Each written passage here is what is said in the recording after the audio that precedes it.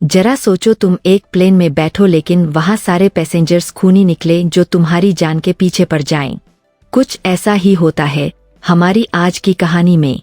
कहानी की शुरुआत में हम एरन नाम के एक आदमी को देखते हैं जो कि बहुत परेशान और जल्दबाजी में लग रहा था। एरन जैसे ही अपने डिपार्टमेंट में पहुंचा तो उसने स्टाफ को जल्द से जल्द वीडियो चलाने को कहा। तभी उसने देखा कि एक फैक्ट्री में एक बहुत बड़ा बम धमाका हुआ है। फिर एरन ने इस बारे में रिसर्च की तो पता चला कि इसके पीछे घोस्ट का हाथ है। घोस्ट एक हैकर था जिसका असली नाम किसी को नहीं पता।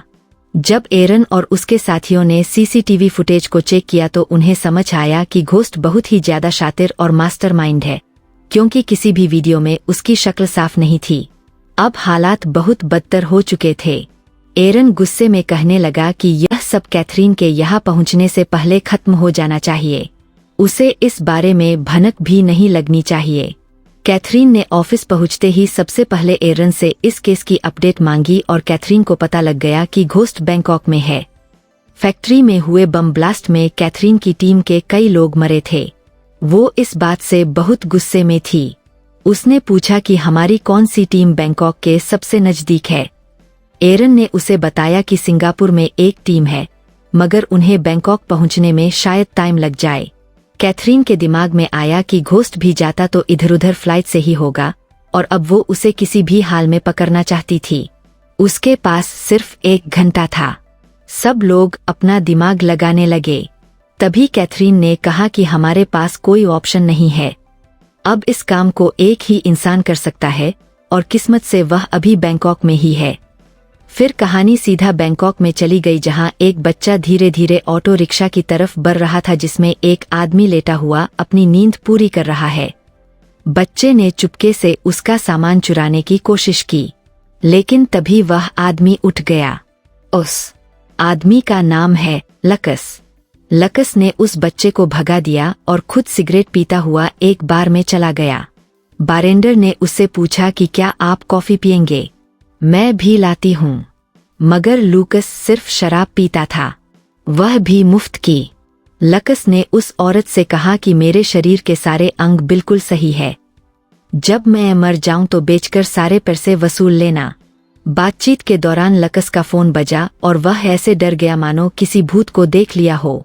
वो फोन कैथरीन का था, मगर लकस ने कॉल कट कर दिया। लेकिन कैथरीन भी बेशर्मों की तरह एक के बाद एक कॉल मिलाती रही, लेकिन लकस भी फटाक से उसका फोन काट देता। तभी बार के टेलीफोन की घंटी बजने लगी। लकस ने बारटेंडर से कहा कि फोन मत उठाओ, लेकिन उसने उठा लिया। कैथरीन लाइन पर थी और उसने सीधा सीधा कहा कि मेरी जल्दी से लकस से बात करवाओ। लकस कॉल पर चिल्लाने लगा कि मुझसे क्यों बात करनी है तुझे? पागल औरत, मेरी जिंदगी बर्बाद कर दी तूने। मैं यहाँ बैंकॉक में छुप छुप के रह रहा हूँ, लेकिन लोग आज भी मेरा पीछा करते हैं। लेकिन कैथरीन ने लोकस से कहा कि यही तुम्हारा इकलौता मौका है सब कुछ फिर से ठीक करने का। मेरी बात का यकीन करो तो मैं सब कुछ ठीक कर दूंगी। उसी वक्त कुछ गुंडे लूकस को मारने बार में आ गए, मगर लकस को मारना इतना आसान नहीं था। लकस ने जल्दी से सभी गुंडों को धूल चटाई और वहां से निकल गया। बाहर आते ही उसने कैथरीन को कॉल किया और पूछने लगा कि मुझे करना क्या होगा। कैथरीन ने सीधा कहा कि घोस्ट नाम के एक हैकर को पकड़ना है। उसकी फ्लाइट जल्द ही बैंकॉक में बोर्ड होने वाली है। तुम्हें उसे पकड़ के मेरे पास लाना है। इस पर लकस ने पूछा कि बदले में मुझे क्या मिलेगा? कैथरीन ने कहा सब कुछ। तुम अपनी पुरानी जिंदगी फिर से जी सकोगे। यूं लोगों से भागते नहीं रहना पड़ेगा। लूकस ने गुस्से में कहा कि तुम्हें क्या लगता है मैं इतनी आसानी से तुम्हारे ऊपर भरोसा कर लूंगा? इतने में दोबारा से गुंडे वहां आ गए। लकस सोच में पड़ गया कि आखिर मैं कब तक बैंकॉक में छुपा रहूंगा। फिर उसने कैथरीन को दोबारा कॉल किया और कहा कि मुझे प्लान अच्छे से समझाओ। कैथरीन उसे समझाने लगी कि जल्दी से एयरपोर्ट जाओ अपना पासपोर्ट लेकर। तुम्हें उसी फ्लाइट में बैठना होगा जिसमें वह हैकर मौजूद है। लोकस उसकी बात मानकर टैक्सी में बैठा और एयरपोर्ट की तरफ निकल पड़ा। एयरपोर्ट पहुंचने से पहले उसने टैक्सी ड्राइवर की टी-शर्ट ले ली, जिसके बाद वह एयरपोर्ट में एंटर हुआ। अंदर पहुंचते ही एक आदमी ने उसे पासपोर्ट और टिकट पकड़ा दी। उसे फिर से कैथरीन का कॉल आया और उसने बताया कि घोस्ट को गोली लगी है और डॉक्टर ने उसका ट्रीटमेंट किया है। तुम इस बात को ध्यान में रखना, इस बात से तुम्हें उसे पहचानने में मदद मिलेगी। इतनी जानकारी लोकस के लिए बहुत थी। फिर वह चुपचाप जाकर फ्लाइट में बैठ गया। यह फ्लाइट बैंकॉक से सीधा सैन फ्रांसिस्को जाने वाली है। लकस बहुत खुश था कि इतने सालों में वह पहली बार अपने देश अमेरिका वापस जाने वाला है। तभी जो आदमी उसकी बगल में बैठा था वह लकस से बातचीत करने लगा। उसका नाम कायान था। कायान ने लूकस को बताया कि वो एक फेमस कोरियोग्राफर है, यानी लोगों को नाचना सिखाता है। तुम्हें मेरे मूव्स देखने चाहिए, हर कोई मेरे ठुमके का दीवाना है। लूकस यह सब देखकर इरिटेट हो रहा था। दूसरी तरफ कैथरीन की टीम ने उसे बताया कि प्लेन में बैठे सभी लोग किलर्स हैं, जो कि घोस्ट को मारने के लिए फ्लाइट में आए हैं। मगर किसी को नहीं पता कि घोस्ट दिखता कैसा है। यह बात सुनकर कैथरीन परेशान हो गई। कैथरीन ने फिर से पूछा कि तुम सच तो कह रहे हो ना, जिसके बाद टीम ने हाँ में जवाब दिया। कैथरीन समझ गई कि अब कुछ बहुत बुरा होने वाला है। उसने अपने लोगों को जल्द से जल्द घोस्ट की शक्ल ढूंढने को कहा। तभी फ्लाइट में कायान ने लूकस को एक ड्रिंक ऑफर की, जिसे पीने के बाद लूकस को सब कुछ धुंधला दिखने लगा और वह अपना होश खो बैठा। तभी कायान उसे बाथरूम में ले गया और धमकाने लगा। कुछ वक्त पहले कायान को भी घोस्ट को मारने का कॉन्ट्रैक्ट मिला था और उसे लग रहा था कि लकस ही घोस्ट है। उसने लकस को बुरी तरह मारना शुरू कर दिया। लकस ऐसी हालत में खुद को बचाने की लगातार कोशिशें कर रहा था, लेकिन उस ड्रिंक की वजह से अब कायान उस पर हावी पड़ने लगा।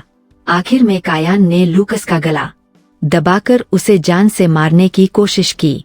तभी लूकस ने देखा कि ऊपर दीवार पर लोहे का एक हैंडल था। उसने थोड़ी जान लगाई और कायान को उठाकर उसका सर हैंडल में घुसा दिया और कायान वहीं खड़ा मर गया। उसको मारने के बाद लूकस को थोड़ा चैन मिला।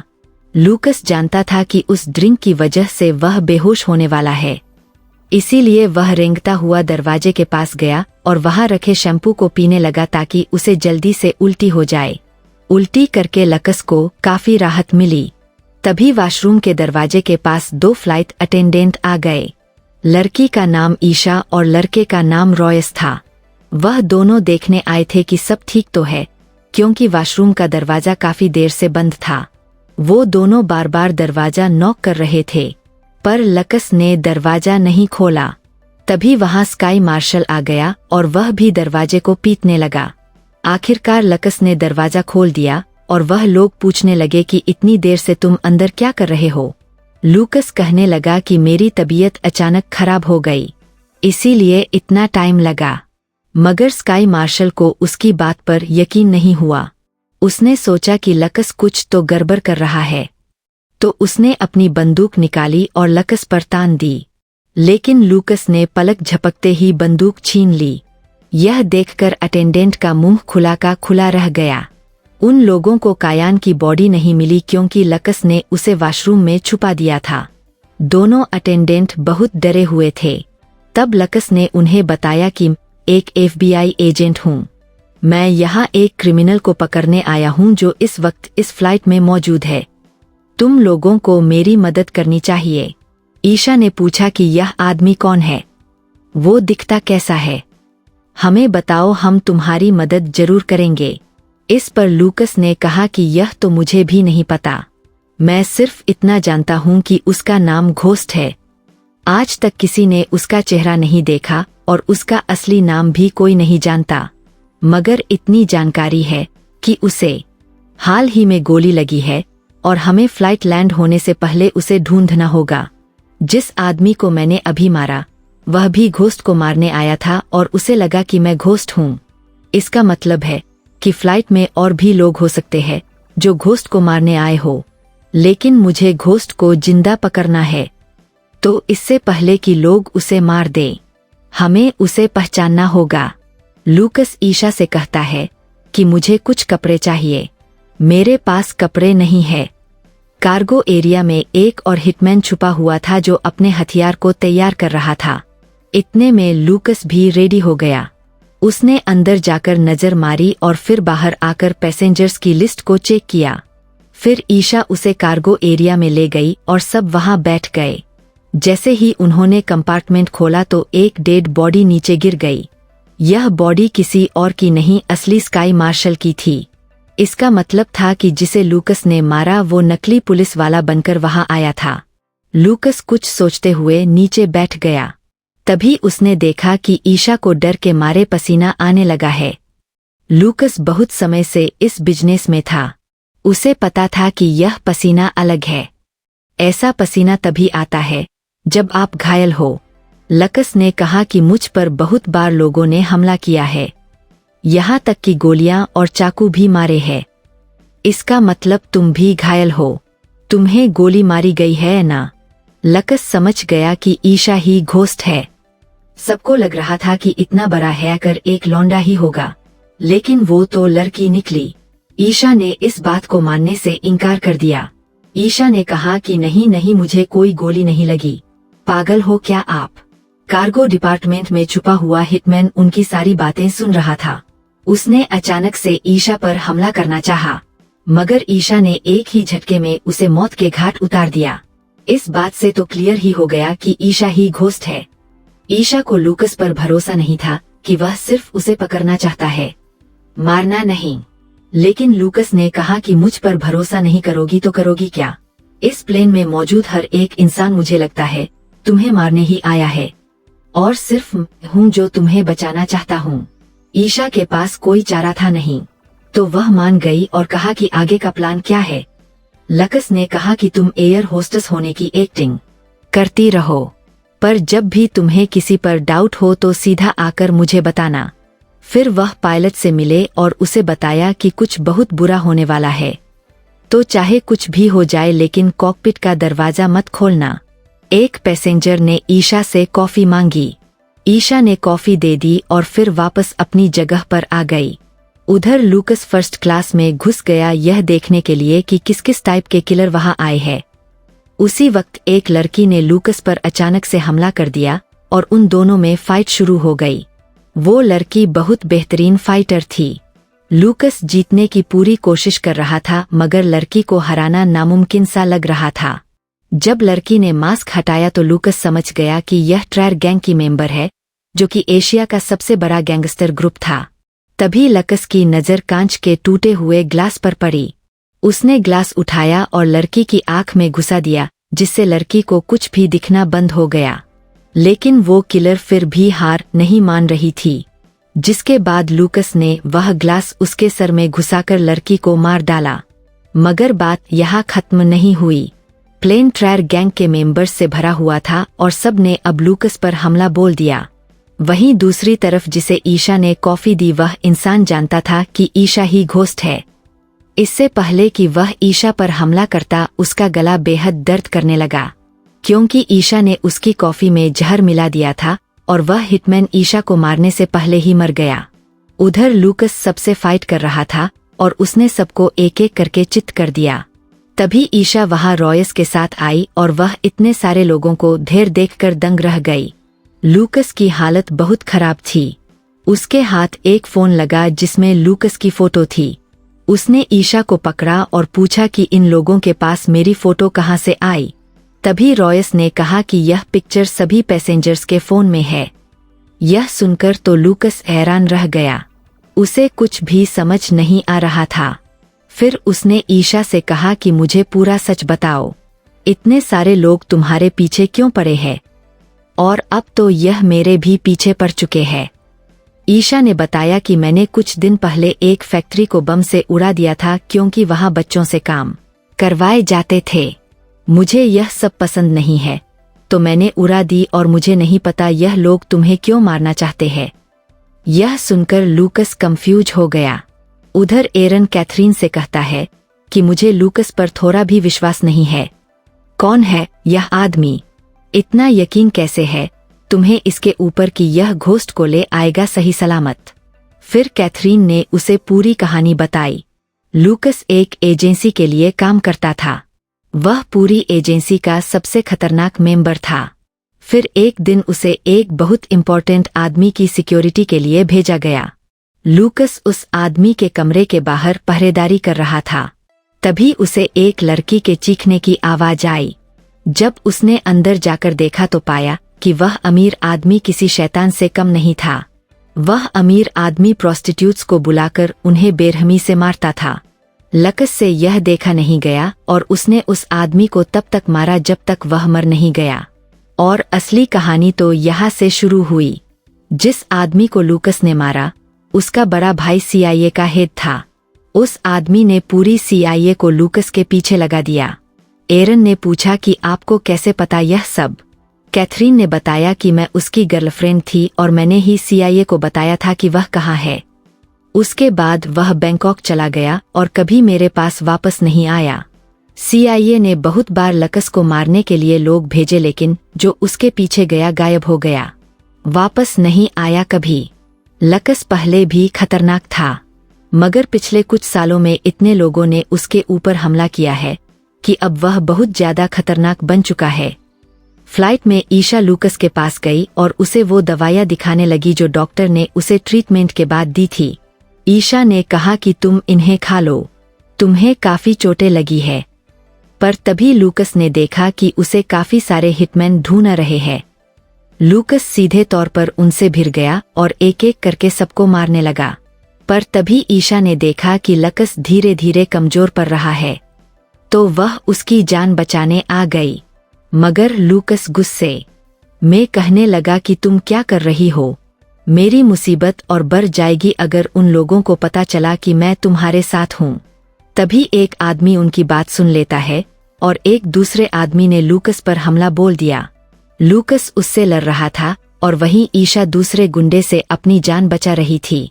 ईशा पूरी कोशिश कर रही थी कि वह उस हमलावर को मार सके और आखिरकार वह यह करने में सफल भी हो गई। लूकस ने भी लगभग सबको मार ही दिया था मगर अब वह चाकू के वार से घायल हो चुका था।